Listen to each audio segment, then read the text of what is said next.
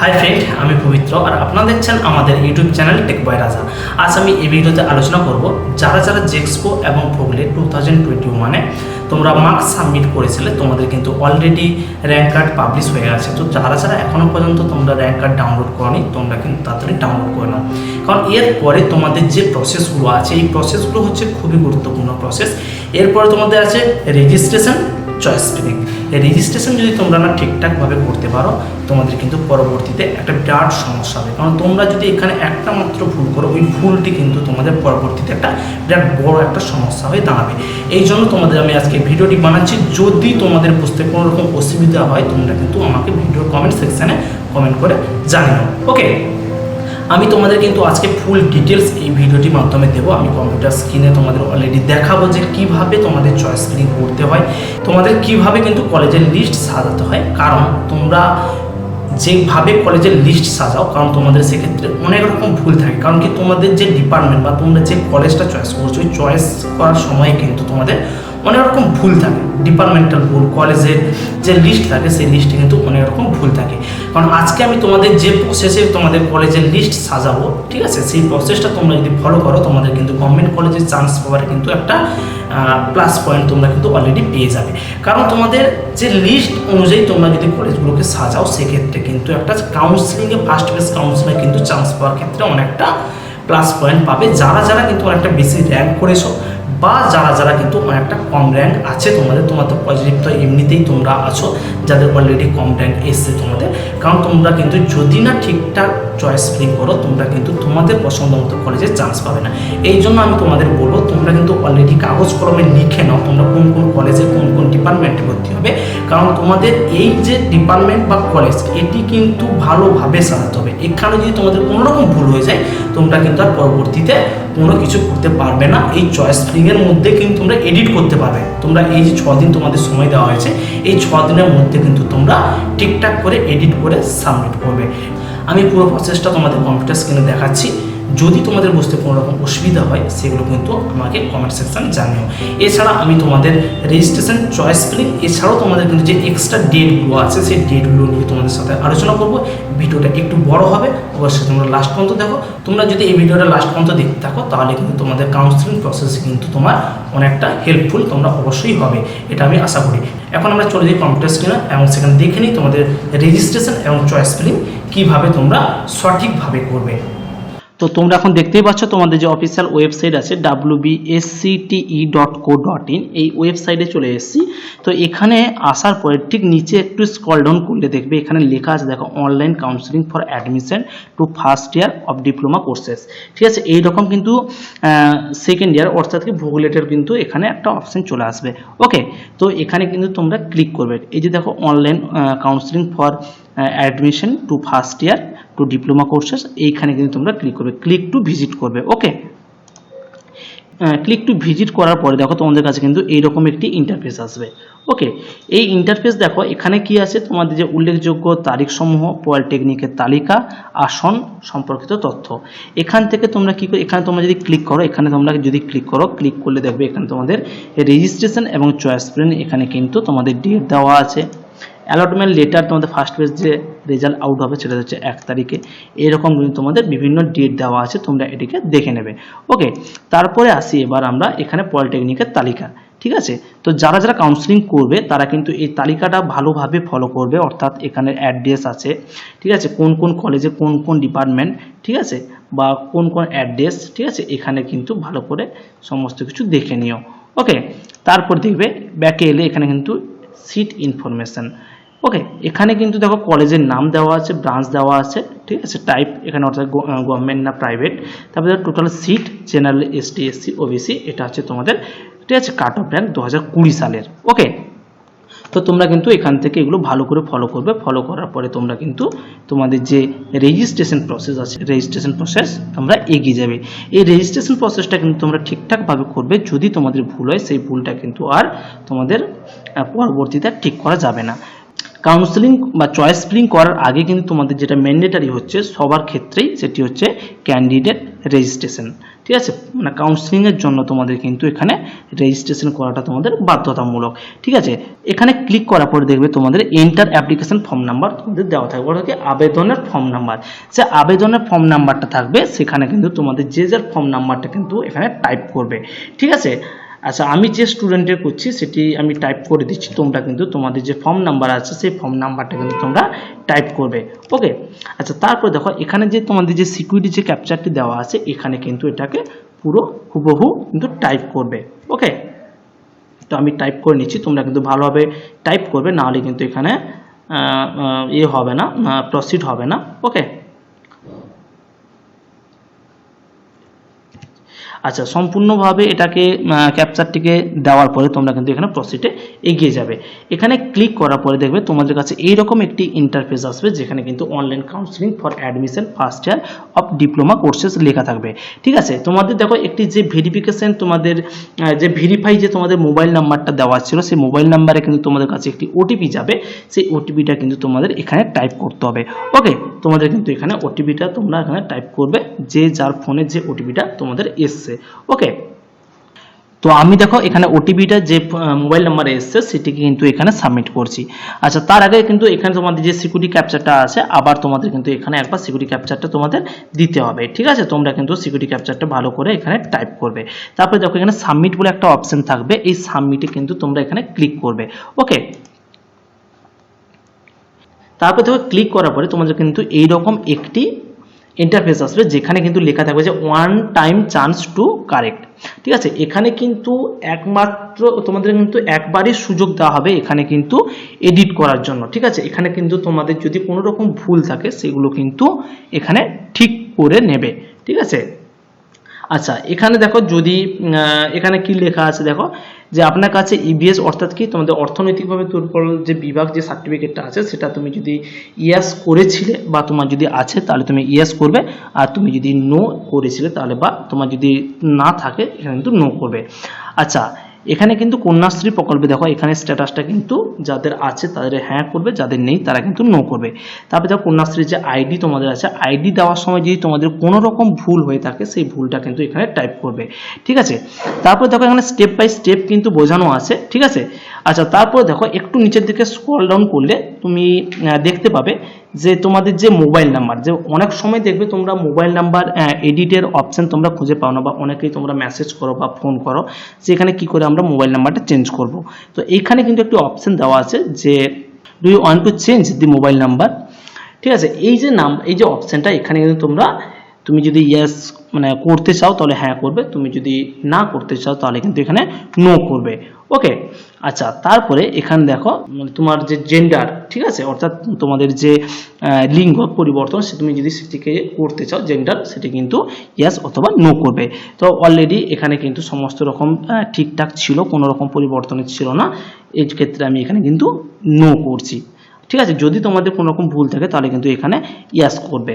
ওকে, আচ্ছা তারপর দেখো, আচ্ছা তারপর কিন্তু একটু নিচে স্ক্রল ডাউন করলে কিন্তু দেখবে এখানে লেখা আছে যে তোমাদের মাধ্যমিক বা সমতুল্য পরীক্ষার যে স্কুল থেকে তোমরা উত্তীর্ণ হয়েছে তার জেলার নাম।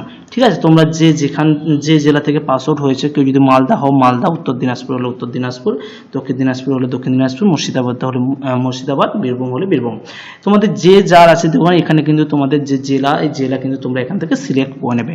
ঠিক আছে, তো তারপর দেখো এখানে তোমাদের যে গার্ডিয়ানের নাম আছে অর্থাৎ অভিভাবকের নাম, সেখানে কিন্তু তোমরা ভালো করে দেখে নেবে এবং এখানে কিন্তু চেক করে নেবে, যদি কোনো রকম ভুল থাকে সেখানে কিন্তু ভুলটা ঠিক করে নেবে। তারপর দেখো এখানে কিন্তু তোমাদের যে নতুন পাসওয়ার্ড, তোমাদের এখানে কিন্তু একটা পাসওয়ার্ড দিতে হবে, এই পাসওয়ার্ডটা কিন্তু তোমরা এখানে ভালো করে কিন্তু টাইপ করবে।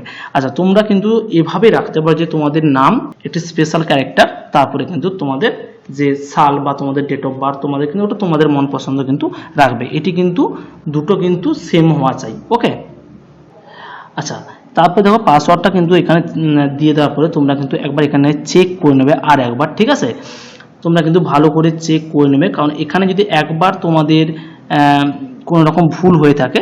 আচ্ছা, কন্যাশ্রী কিন্তু যাদের ইয়েস আছে এখানে কিন্তু যদি কোনো পর্যায়ে কন্যাশ্রী শংসাপত্র মিথ্যা প্রমাণিত হয় অথবা ভুল পাওয়া যায় তবে কিন্তু তোমাদের ভর্তি বাতিল করা হবে, ঠিক আছে। এটি কিন্তু তোমাদের ম্যান্ডেটরি, তোমরা কিন্তু যারা যারা ইয়েস করছো এটি কিন্তু তোমরা ভালোভাবে খেয়াল রাখবে, ঠিক আছে। তারপরে দেখো সমস্ত রকম কিন্তু ফিল আপের পরে সমস্ত কিছু চেক করে নেওয়ার পরে কিন্তু তোমরা এখানে আপডেট এবং সাবমিট ফর্ম কিন্তু এখানে করবে, ঠিক আছে। আচ্ছা, এখানে কিন্তু একটি পপ আপ মেসেজ এসেছে, দেখো যে অনুগ্রহ করে এই তথ্যটি চেক করুন, ঠিক আছে। প্রদত্ত তথ্যটি ঠিক করার একমাত্র সুযোগ, অর্থাৎ কি এটি কিন্তু ওয়ান টাইম এডিট করা যাবে, এছাড়া কিন্তু তুমি আর কোনো সময় এডিট করতে পারবে না। যদি তোমাদের কোনো রকম ভুল হয় সেক্ষেত্রে কিন্তু তোমরা কিন্তু নিজেদের দায়িত্ব নিজেরাই নেবে, কারণ এখানে কিন্তু আর কোনো রকম চেঞ্জ করা যাবে না। তো এই জন্যই বলছি তোমরা যখন সাবমিট করবে তোমরা কিন্তু ভালোভাবে খেয়াল করবে যাতে না তোমাদের এখানে কোনো রকম ভুল থাকে, ওকে।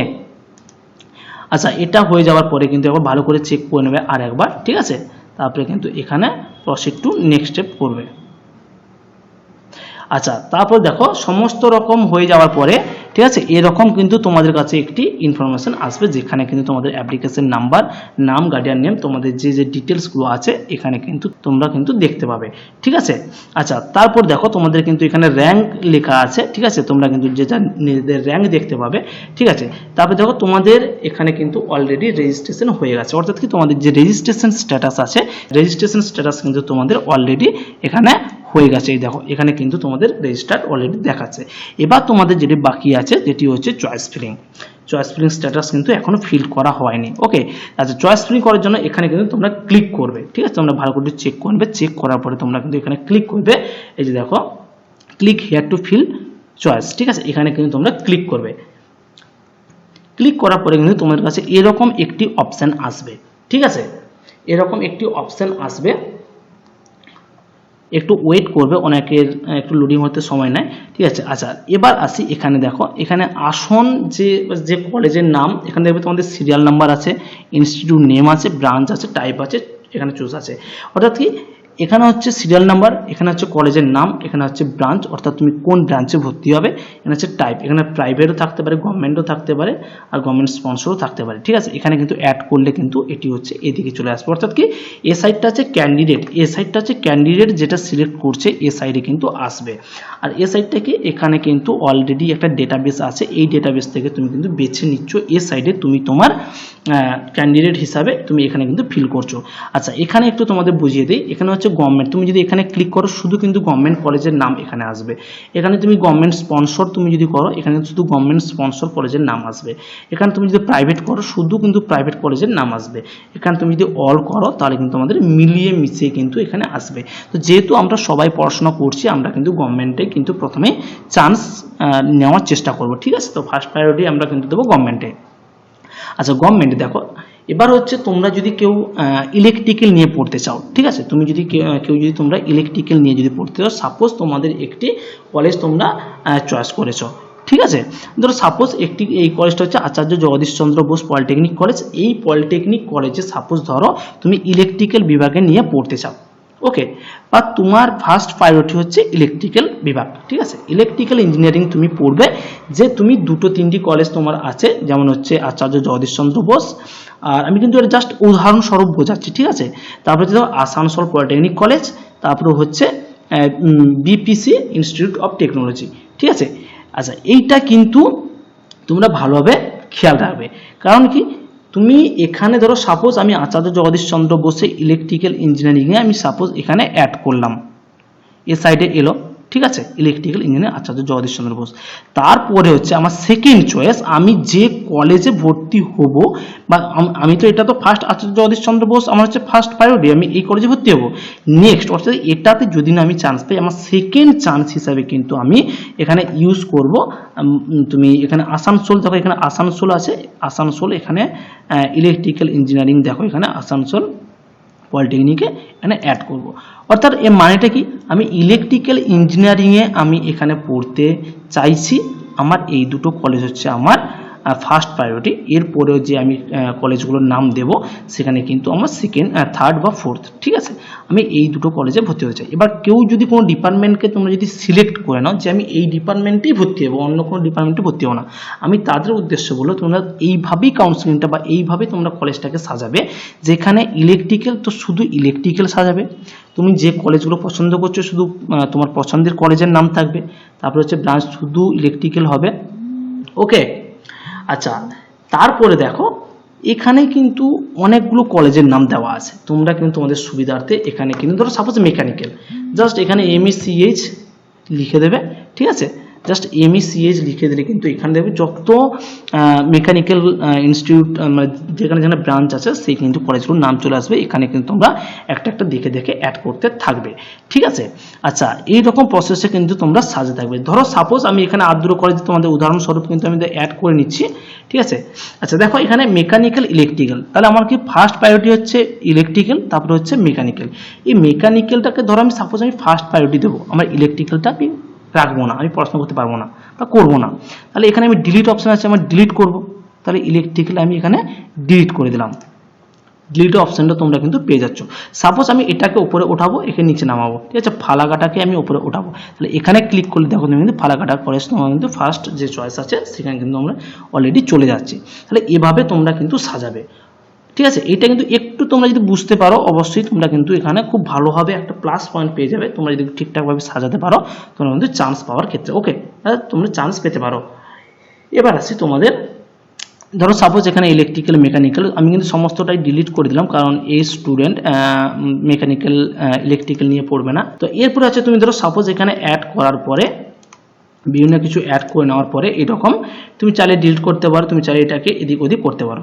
আচ্ছা, কেউ কিন্তু এই যে লক অপশানটা আছে, এই লক অপশানে কিন্তু কেউ ভুল করেও ক্লিক করবে না, কারণ তুমি যদি এই লক অপশানে তুমি যদি ক্লিক করে দাও তাহলে এখানে কিন্তু আমাদের যে কাউন্সিলিং প্রসেস আছে এই কাউন্সিলিং প্রসেসটা সম্পূর্ণভাবেই লক হয়ে যাবে, ঠিক আছে। আচ্ছা, এখানে দেখো তুমি কিন্তু জাস্ট সেভ করে রাখবে, এখানে জাস্ট ক্লিক করবে, তুমি সেভ করে রাখবে, তারপরে কিন্তু আবার তুমি যদি এখানে লগ ইন করো, লগ ইন করার পরে এখানে কিন্তু আবার ঠিক এডিট করতে পারবে, ঠিক আছে। তো এখানে আমি সেভ অপশানে ক্লিক করব, এই সেভ অপশানে ক্লিক করে তোমরা কিন্তু প্রসেসগুলোকে এগিয়ে নিয়ে যাবে। যদি তোমাদের বুঝতে কোনো রকম অসুবিধা হয় তোমরা কিন্তু আমার এই ভিডিওর কমেন্ট সেকশনে কমেন্ট করে জানাতে পারো, কিন্তু তোমরা কেউ ভুল করবে না, কারণ তোমরা যদি ভুল করো তোমাদের কিন্তু পড়াশোনাটাই কমেন্ট করে যে পড়াশোনাটাই কিন্তু তোমাদের নষ্ট হয়ে যাবে, বা তোমাদের যে স্বপ্ন সেই স্বপ্নটাই কিন্তু তোমাদের নষ্ট হয়ে যাবে ইঞ্জিনিয়ার হওয়ার, ঠিক আছে। তো এই জন্য বলছি যারা কাউন্সিলিং করবে ঠিকঠাকভাবে করবে, যদি কোনো রকম সমস্যা হয় তোমরা কিন্তু যোগাযোগ করবে, কিন্তু কেউ ভুল করবে না, ঠিক আছে। জাস্ট এখানে সেভ করবে, তারপরে কিন্তু তোমরা লগ আউট করে দেবে, তারপরে কিন্তু আবার পরে এখানে লগ ইন করে কিন্তু তোমরা সেম এডিট করতে পারবে, ঠিক আছে।